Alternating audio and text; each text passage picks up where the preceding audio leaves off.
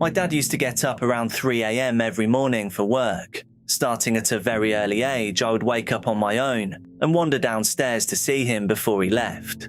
One morning, when I was about 4 years old, I made it to the bottom of the stairs and noticed that the front door was slightly ajar. I opened it wider and saw my father in his favorite work shirt, making his way down the driveway towards his truck in his typical work outfit, a plaid shirt and dickies. I swung the door open and yelled for him to come back for a hug before he left. He slowly turned around and just stared at me. Then he started walking back toward the house. The way he was looking at me was so strange that it started to scare me. I began crying and asking what was wrong. Just as he had almost reached me, a pair of arms suddenly wrapped around me from behind in a bear hug. I turned my head and saw my very confused and terrified father staring at his doppelganger, wearing the exact same outfit. The double took one look at my dad and ran down the driveway. Meanwhile, my dad yanked me back inside the house and locked the door. Weirdest morning ever. I would not trust my 4-year-old memory of the event if it had not also been witnessed by my father. He does not really talk about it these days, but my mum later told me that he called out of work that morning, and she spent the entire day reassuring him that he was not losing his mind.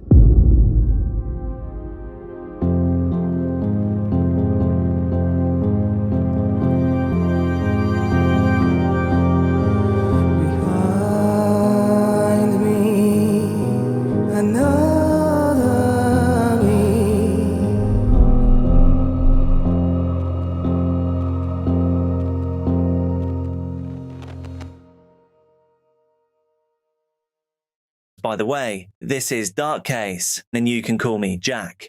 Firstly, I want to just let you know that I now upload daily true crime and other dark content. Secondly, thank you so much to every single channel member. You are allowing this channel and me to carry on with this journey. We are currently at 320 channel members, which is quite mind-blowing. I'm aiming to hit 500 by the end of June 2026. That's when the channel will start to feel safe again. And never fear, I do have a silly little question for you today. What's the strangest glitch that you have ever experienced? Share your story down in the comments, and I might even read them in the next installment. But now, let's get back to the video. Weirdest thing just happened to me. I did this puzzle back at home in Jersey before I moved to the city. I wanted to frame it as decor because look how beautiful she is. It took me days to finish, mostly because a large portion is like one color. And once I finished, I realized there was one piece missing. Like, of course, I searched high and low for this piece. I looked in every crack, crevice, crease in my room to find this missing piece, but she was nowhere to be found. So I realized it might be like a manufacturing issue, but I framed it anyway because I decided to use it as a metaphor. Life is never complete. There's always room for growth, and perfection is never the goal. The other night I left my apartment for a bit, and then when I came back I tossed my keys on my bed,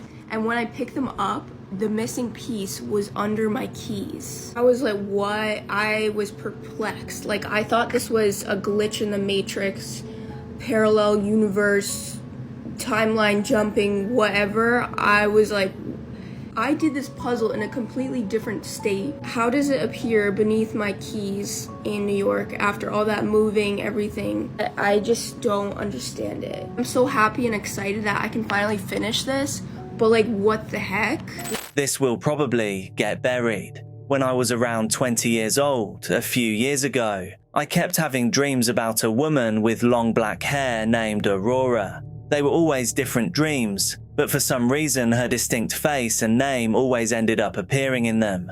It got to the point where I would wake up frustrated and confused, trying to Google her name or figure out how I was somehow connected to her. After a few months, she stopped showing up in the dreams, and I eventually dismissed it, thinking my brain was just messing with me. Fast forward a few years later to Halloween 2009. I was sitting in the car with a friend stopped at a gas station. I was about to pull out and merge onto the highway when I suddenly got a phone call from a random number. I stopped the car to answer it, but nobody said anything. The person behind me grew impatient, honked at me, and then swerved around me instead of waiting a few seconds for me to move.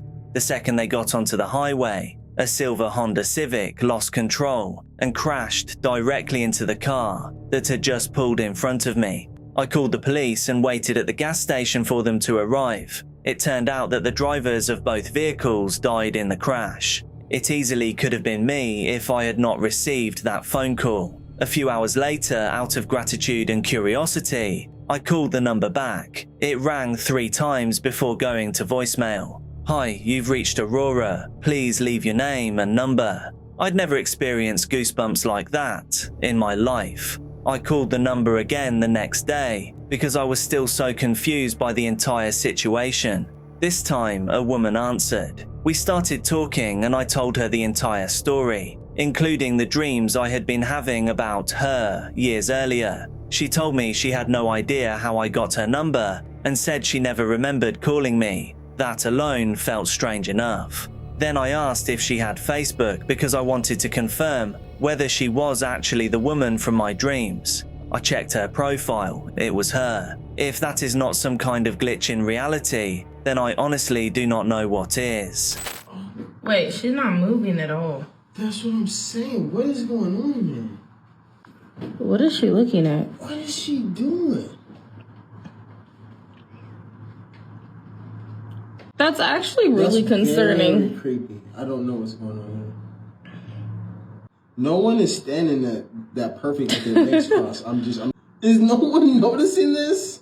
I was driving home during a storm when I noticed that a side road leading up to the local golf course had been blocked off with flashing barricades. I also spotted a Mercedes parked farther up the road beyond the barricades, with its hazard lights flashing. I am an EMT, so I stopped to see if anyone inside needed help. I walked up to the car and shined my flashlight into the back seat. There was a man slumped over, apparently asleep. Assuming I'd found a few drunk people stranded in the storm, I moved up to the driver's side window, knocked on the glass, and shined my light inside. The driver was sitting completely upright, staring straight ahead. He did not blink. He did not flinch. He did not react at all. I looked over and saw that the passenger was slumped forward against the dashboard. At that point, the situation started to seriously creep me out. I called the local sheriff's station and requested a Code 2 unit, meaning no lights or sirens, to come help me check the vehicle out since all the doors were locked. While I was on the phone, I walked back to my truck to grab my medical bag. As I was talking to dispatch, they asked me to get the license plate number from the Mercedes. Right then, a PG&E cherry picker truck came rumbling down from farther up the closed road. I stepped around the truck so I could get the plate number. The Mercedes was gone. Completely gone. I spoke to the utility truck driver afterward, and he told me there was an 80-foot tree down across the road farther ahead. He said he did not think the road would be open again for at least another day. So the question is, where did the car go? There was a massive fallen tree blocking one direction and barricades blocking the other. To this day, the whole thing still unsettles me whenever I stop at accidents or roadside hazards. I went to Utah in February, where I went to go visit my family. So I got my daughter this little shirt. It says favorite niece, right? On it, it's 2T. I have a 99th percentile baby. But there's this sticker mark in the corner, right? And I couldn't get it out. I only bought her one. And I've only had one since February. I was going through my daughter's clothes to get rid of all of her 12 to 18 month clothes.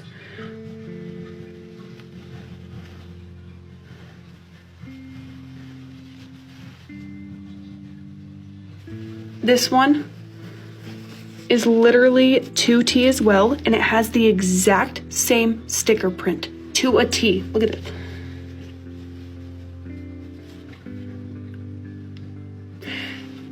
And I've only ever had one since February, right? So 3 months now since I've been to Utah, and I've only ever had one. I packed one to Utah. I brought one back. When I ordered it on Amazon, there was only one that came out of the package. My receipt on Amazon says I only purchased one. And then out of nowhere, there's two. And it's not like it's just the same shirt. The sticker mark that is the exact same.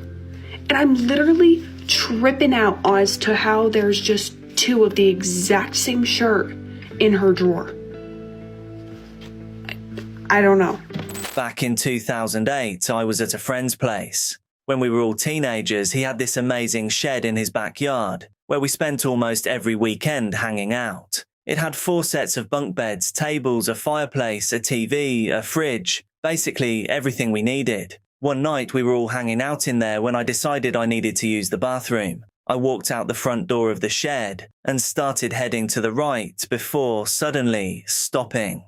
To explain the layout, when you walked out of the shed, the house was off to the left, while the cars were parked to the right. Beyond the cars, there was nothing but empty fields and trees. By then it was already dark outside. The lights from the house illuminated the space between the house and the cars, but the light faded just past them into darkness. As I took a step toward the cars, intending to go behind them, I noticed my friend's older brother standing there. I watched him for around 5 to 10 seconds. He was just standing there, facing out into the darkness. Then he slowly walked behind a couple of trees and one of the cars, before disappearing from sight. Confused, I walked back into the shed and asked my friend what his brother was doing outside by the cars. The conversation went something like this.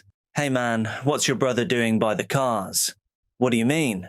"I just saw him walk off behind the cars." Then his brother replied, "I'm right here." I looked over and there he was, sitting in one of the chairs holding a drink. He was wearing the exact same clothes as the person I had just seen outside, and the only way into the shed was through the doorway I had been standing in the entire time. To this day, I still have no idea what happened. Maybe I was just seeing things, but the fact that I stood there and watched him for a good 10 seconds has always stayed with me. I have never experienced anything like it before or since.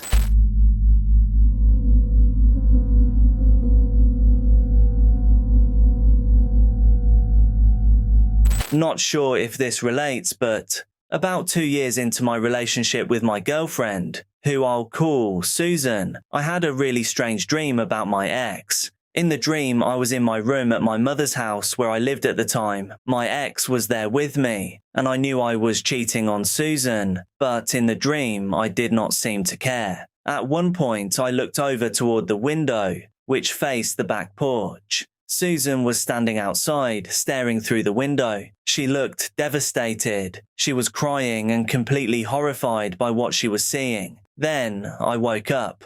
I remember thinking it was an incredibly weird dream, but after a while I dismissed it and moved on. A few days later, Susan and I were hanging out in my room when she suddenly brought up a strange dream she had recently experienced. As she described it, my stomach dropped. She explained the exact same dream I had, but from her perspective. She described herself standing outside the window, looking in and seeing me with my ex. Every detail matched. It completely freaked me out, but at the time I did not say anything about it. Honestly, I still have not told her about it, even 5 or 6 years later. To this day, the whole thing still unsettles me whenever I think about it. Thank you so much for watching. I'm uploading daily true crime and dark content here on this channel, so make sure that you're subscribed, hit like on the video, and also drop a comment so you get shown more of my stuff. Please do be careful out there, and I'll see you tomorrow.